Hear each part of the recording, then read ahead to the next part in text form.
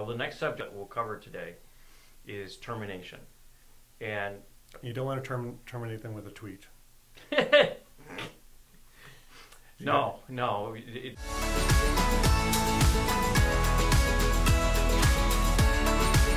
Termination, by the way, number one, I am a big believer in, number one, the manager's got to have his or her facts.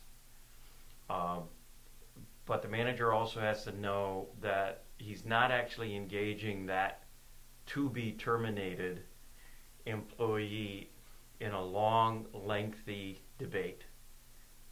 It's if you've already determined that employee, that direct report, is just not working out for whatever reason. Could be that they don't gel with the team. It could be that they're always missing objectives.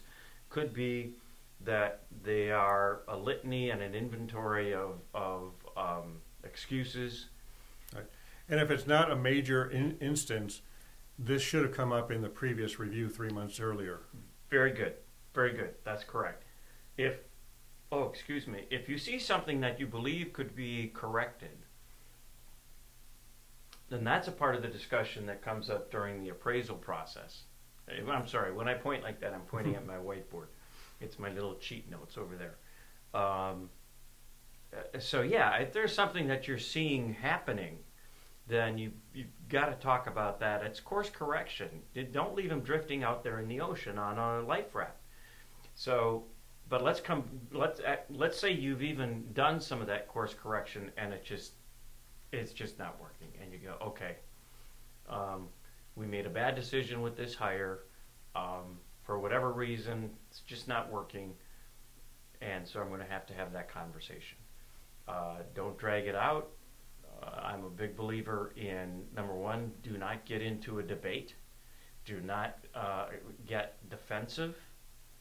The employee who's being terminated might want to draw you into that, but you just got to say, no. Just wait. Hang on. We're not going to try to defend or justify any.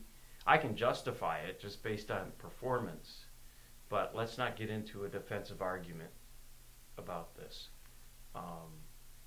And you know, if you've decided that you're going to pay them some sort of severance package, generally that's your HR policies will dictate what that is. Based on the tenure of that person in the company, you might say, okay, I'll pay you a month. Or not. I mean, it might be not. A lot of small privately held companies, they just can't afford that. Because they got to go out and try to refill that position, but with a better decision probably. So for me, it's, let's call the person John. You bring John into your office and you say, John, we've been working on this for quite a while,